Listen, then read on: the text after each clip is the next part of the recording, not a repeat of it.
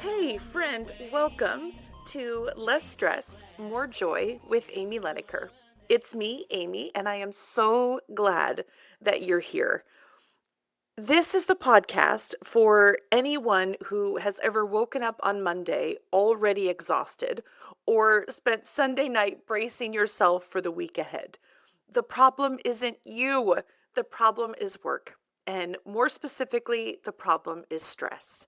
There's a better way, a simpler way, and that's what this show is all about. So settle in, take a deep breath, and let's get started. Today, we are tackling something that comes up over and over and over again when I'm working with leaders and teams, when I'm having happy hour with my friends.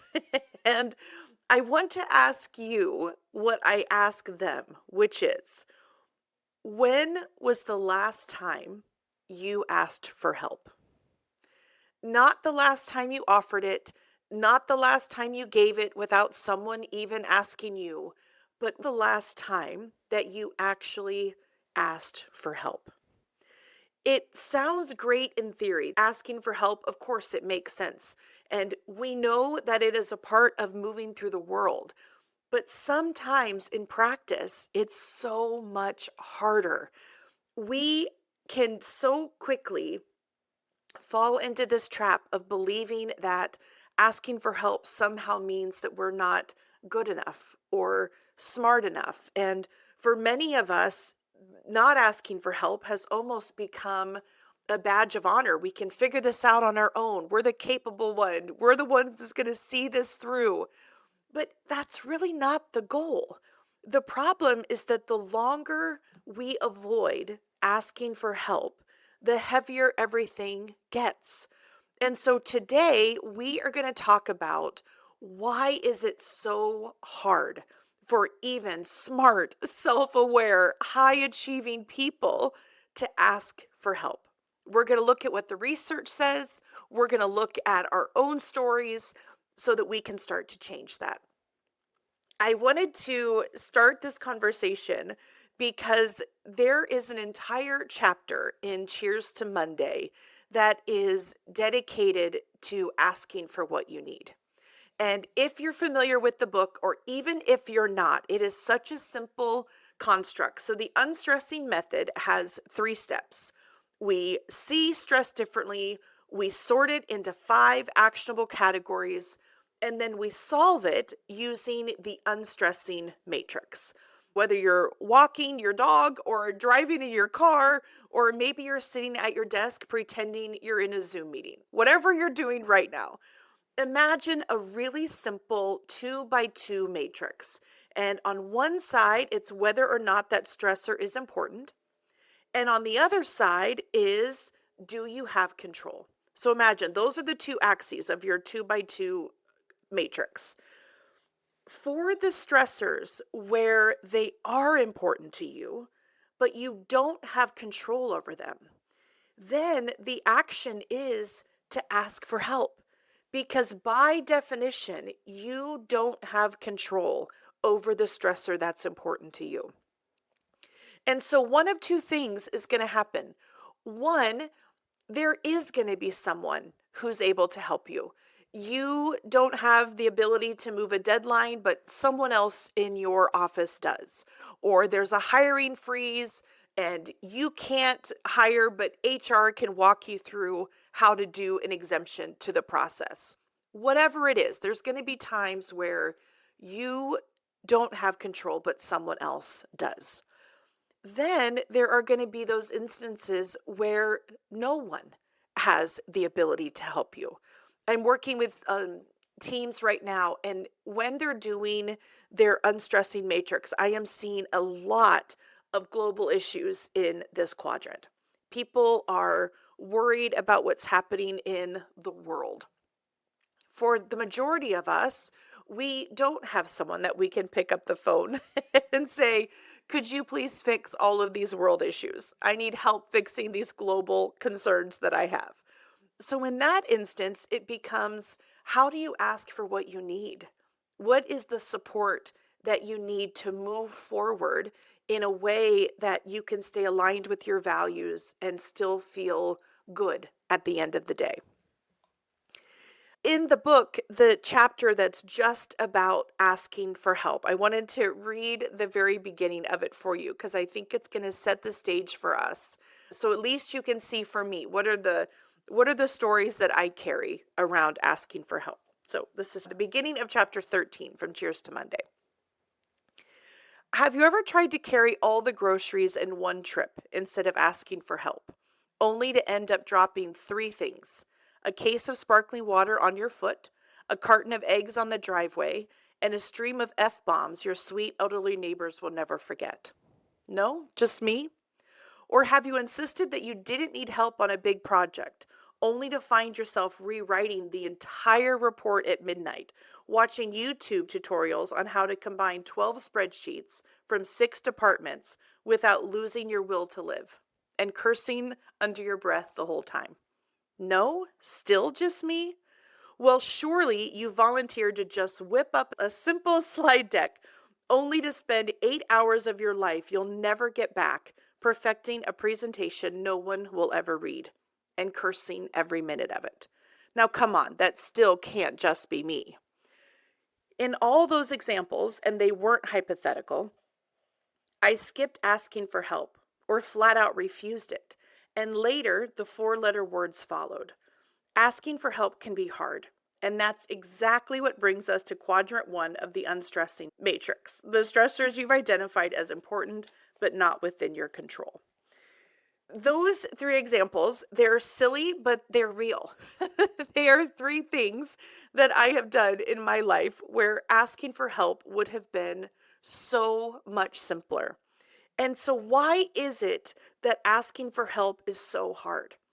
It turns out that the research shows that asking for help can be challenging for a couple of reasons. First, if we look at the research from Dr. Amy Edmondson on psychological safety, she writes that we often avoid asking for help because we don't want to seem weak or incompetent or incapable, especially when the stakes are high.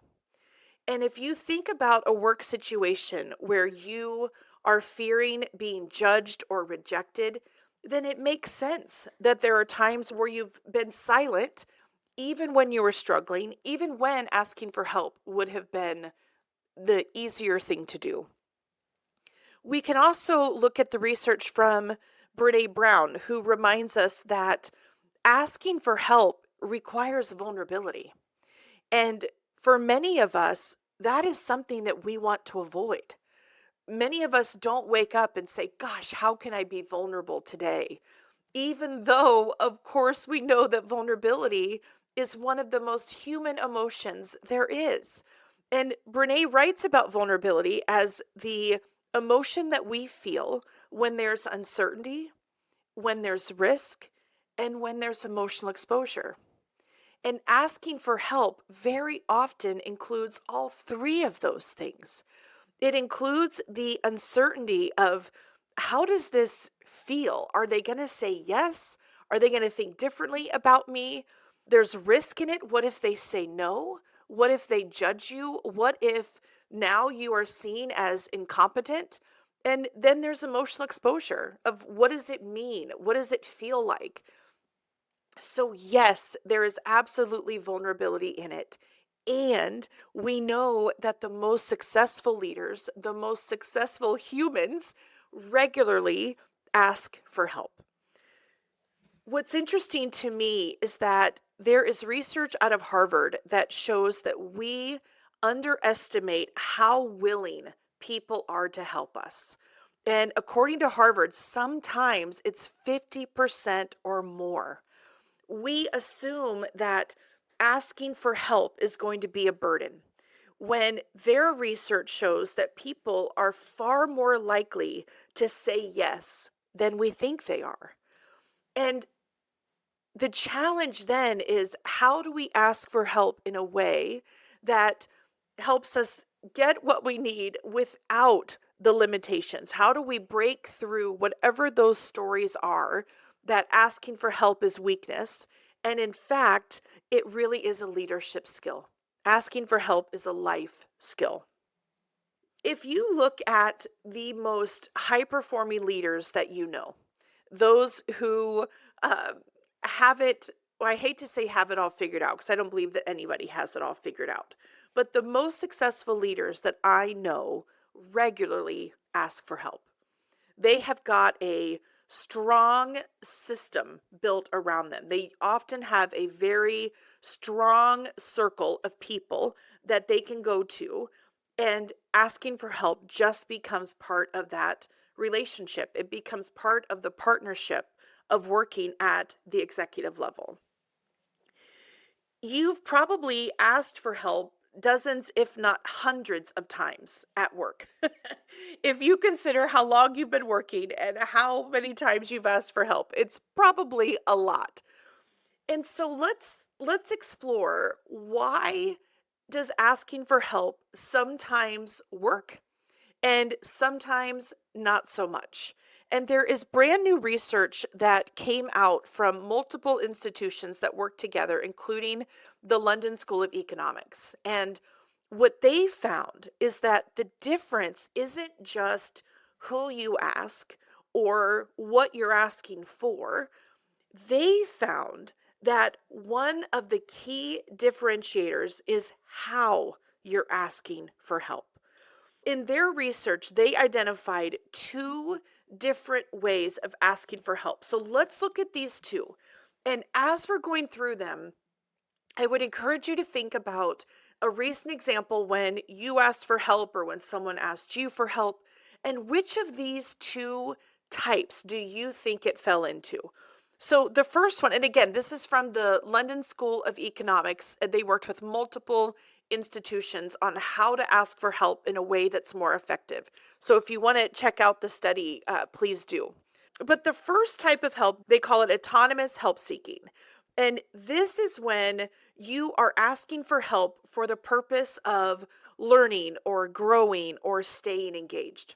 You are asking for help because someone that you work with or someone in your life has knowledge or information or an idea that you, or a capability that you don't currently have.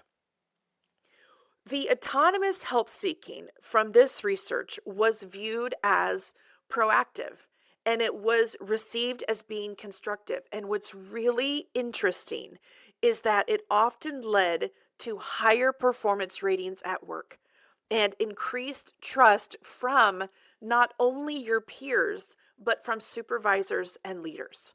So let me just pause because this was an important part from their research, that there is a style of asking for help, a way of asking for help that actually builds trust with peers, builds trust with leadership, and leads to higher performance ratings. So the key is, when we're asking for help, it's through the lens of learning and growth and staying engaged. They also found a second type of help seeking that they called dependent. So instead of autonomous, which was the first example, the second one is dependent. And this is when individuals are asking for help, but it appears as if they're doing so to offload the work, to just delegate to someone else, to let go of that responsibility. And it's often seen as avoidant. When help seeking was seen as avoiding something, that led to lower performance scores, and it led to reduced trust, both with peers and with leaders. This is really important because if we can view requests for help at work through these two different lenses, where lens one is autonomous, lens two is dependent, then we can actually be more effective in asking for help. And it starts to finally shed light on why so many of us welcome some help requests and others not so much. If there is a stressor in your life right now that is important to you, but you don't have control over it, then asking for help is the next step. There is a framework that I use when I'm working with leaders and teams to make asking for help more, not only, I was going to say more successful, but it's also more likely. And HELP is an acronym. So let's go through them. So here are the 4 steps that I use when I'm coaching leaders and teams on how to ask for help. So the H is we've got to hone in. We have got to hone in on your ask. What do you need? Why do you need it? When do you need it? You've got to get really clear on what that is. Before you approach someone and ask for help, take a moment and pause and hone in on exactly what you're asking for. You've got to get clear on what that is, because the more clear you are, the more you're going to be able to articulate what you need. And that's the second step. So H is for hone, E is for explain. E, you have got to explain your ask clearly. Context matters.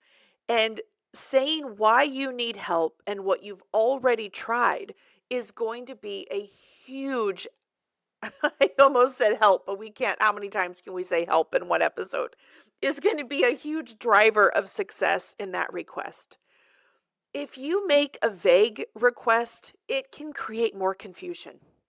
And if you have ever been on the receiving end of that, where someone is asking you for help and they are so discombobulated that now you're starting to feel a cognitive load on your own brain, your desire to help them is pretty small. Differentiate that with someone who comes to you with a request for help that's clearly outlined. Here's the challenge. Here's what I need. Here's what I'm looking for. Now it's much easier to get on board because we've eliminated the misunderstanding. So we've honed in on the ask. We've clearly explained what we're looking for. The L is for limit. Limit your ask. Keep it focused, keep it reasonable, and keep it considerate. I cannot count the number of times where I have seen, when I'm facilitating in work teams or when I'm doing workplace mediations, where it starts as if they're just asking for help around one thing. And now it becomes a snowball effect where there's 37 requests that were put in that one ask for help. Not the way to go. If you can keep it focused and reasonable and considerate, then people are going to be more likely to help you because your request is going to feel doable. It's going to feel like something that they can get behind. Another way to think about this third step of limiting your ask is to scope it, to make sure that it is well scoped, because it is going to reduce how the other person perceives the ask. Ultimately, you want to make it easy for them to say yes. That's what you're trying to do. When you ask for help, you want the other person to say yes. And this third part around limiting it is one of the surest ways that we can get there. So then we move on to the last one, which is P. And this one is about partnering on next steps. When you ask for help, I would encourage you to not think of it as a handoff, but to think of it as collaboration. So this is a little bit different than delegating. If you are thinking, well, how does this connect to delegating? It's similar, but it's not exactly the same, because sometimes with delegating, you do hand it off. Sometimes that's the very point of delegating. What we're talking about is a little more nuanced. This isn't just as simple as delegating a task to someone. This is you asking for help for something that you need to do. And so to approach it as a collaboration, co-create together what the next steps are going to be. Circle back, have mutual accountability. When you do that, it makes it so that you don't fall into that second category that we learned about from the London School of Economics, where it becomes dependent help seeking. That's what you want to avoid, because dependent help seeking is what reduces trust, and it's what ultimately led to lower performance. If you use the help framework, it helps bring you back to the autonomous help seeking.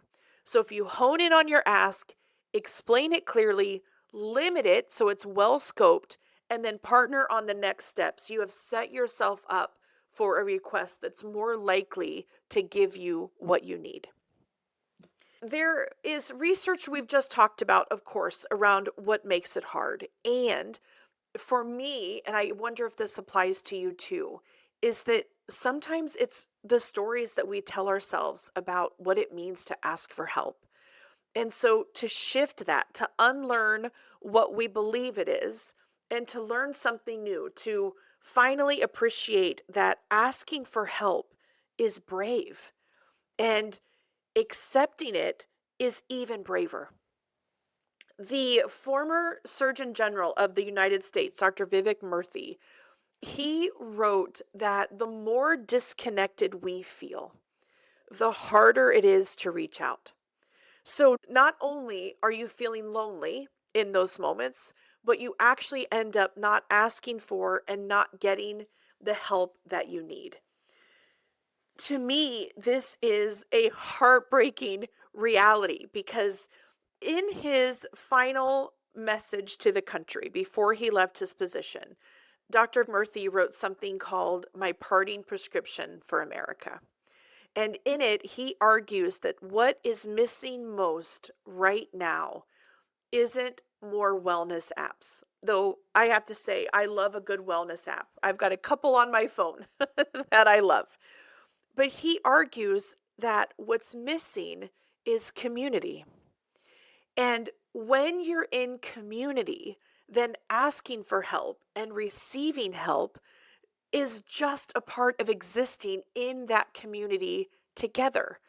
And the fear about, am I going to look weak? The fear around, are they going to say yes?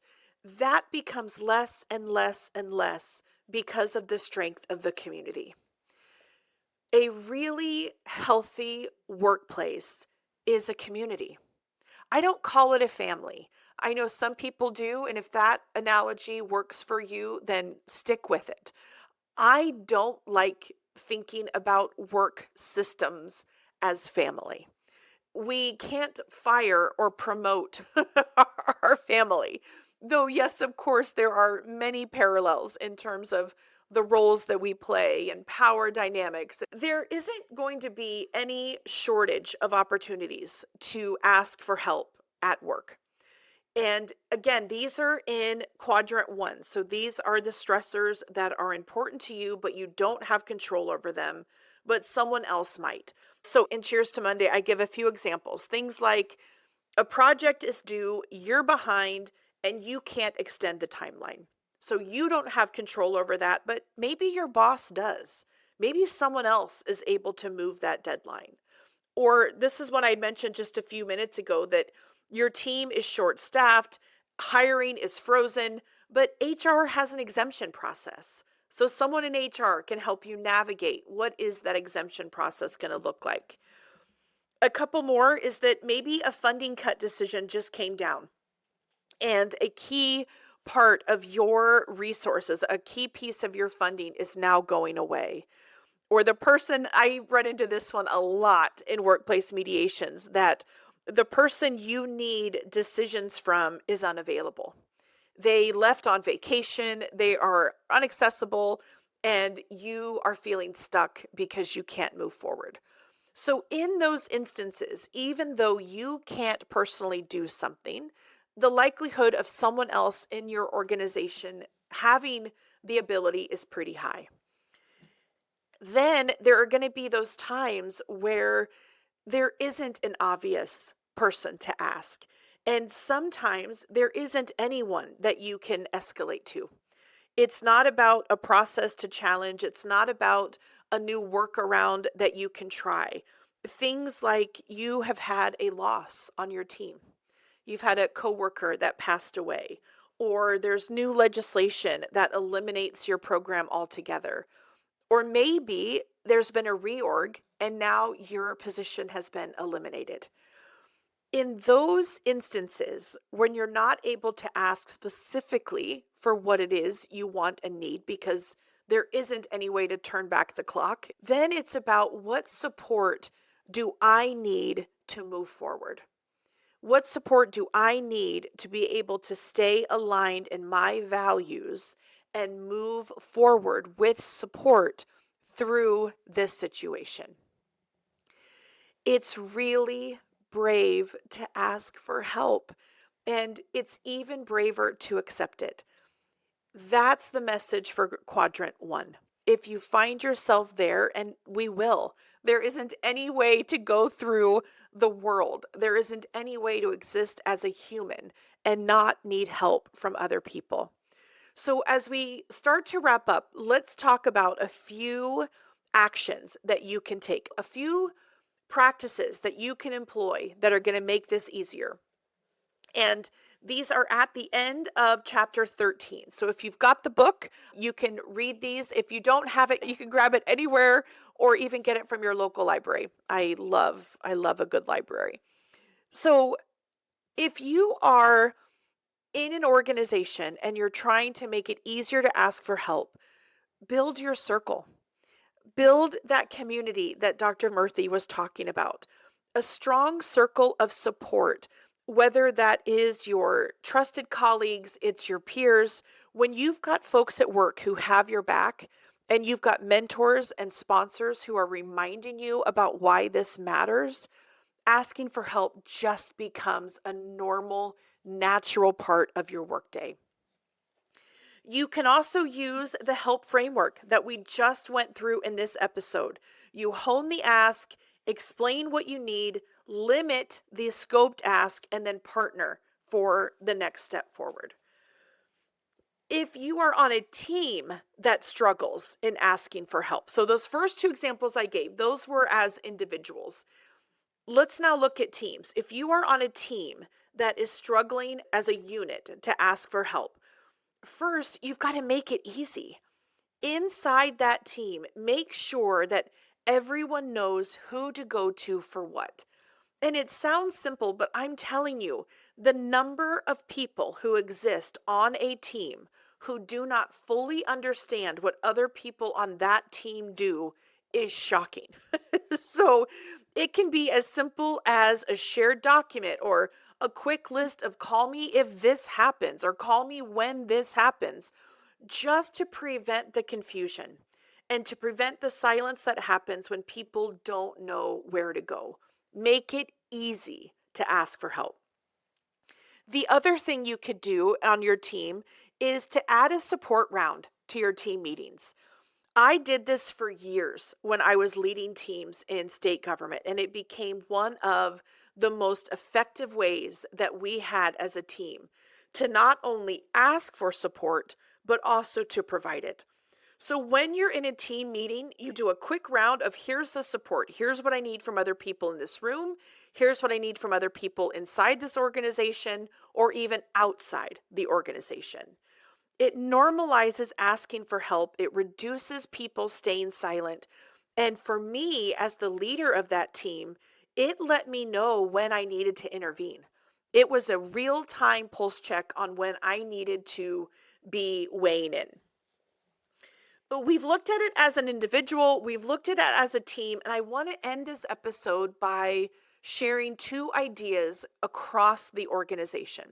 So, if you are someone who is leading at the organizational level or who is advising people who lead at the organization level, two things you can try. The first one, build asking for help into onboarding. Make asking for help part of the organization's culture. When someone comes in to onboard for your organization, talk about the help framework. If new hires don't hear that it's okay to ask for help, they'll likely assume that it's not. So, from the very moment someone enters your organization, make it part of the culture that this is an organization where we ask for help. Now, remember, what we're talking about in asking for help is the autonomous kind. We're not saying we're an organization that comes in and drops our work on other people and never follow up. That's dependent help seeking. so, so we want to make sure that you're modeling what that looks like. And that brings me to the last one. Train your managers on how to respond well to help seeking. Managers are going to shape whether or not people ask for help. The way that someone responds when you ask for help is really going to influence whether or not you ask them for help again. So, train your managers, train people in your organization to recognize the difference between autonomous and dependent help seeking, because that is how you're going to build trust. That's how you create an organization where people are asking for help and it's being rewarded. So let's wrap up because we are almost at, oh gosh, we've gone over a half an hour. If you are still here at 32 minutes and 50 seconds, thank you. One of my commitments was that this podcast would never go over a half an hour. And well, that did not happen today. But we have to remember three things from today's episode. The first one is that asking for help is really hard and it's really brave. Research shows it. And so if you find yourself struggling, you are not alone and there's a way that you can do it. So number one, it's hard and it's brave. Number two, how you ask for help matters. We talked a lot about the research today about we want to do autonomous help seeking, not dependent. And again, coming from the London School of Economics, how you ask for help matters. And then third, if you've been a listener for any amount of time, you've heard me say this, that stress thrives in isolation and relief comes through connection. Quadrant 1 of the Unstressing matrix is exhausting because you care. You care about the stressors. It's important to you, but you can't fix it on your own. Asking for what you need and having the support that you need to move forward is a game changer. So thank you for sticking with me this long. I am going to challenge you as you head back into your day, whether you're heading back to work or whether it's a day where you're off work, be on the lookout for opportunities to try autonomous help seeking. Are there moments where you want to ask for help, but you've been holding back? And let's really take Dr. Murthy's words to heart that community makes it easier to ask for help. And so have a moment today where you pause and reflect on what is that community in your life right now? And how can you be that community for other people? All right, my friend, we did it. Another episode of Less Stress, More Joy in the books. If you loved this episode, please hit follow, share it with a friend, or leave a quick review. It really helps people find their way to less stress and more joy. If you want to go deeper on what we talked about today, you can do that. Cheers to Monday is available wherever books are sold, or please request it at your local library. You all know I love a good library. If anything today sparked a question, email me, amy@amyleneker.com. I read every single message and I would love to hear from you. Have a great day and I'll see you next time. Less stress, more joy, zero toxic positivity. That's the Joyful Rebellion.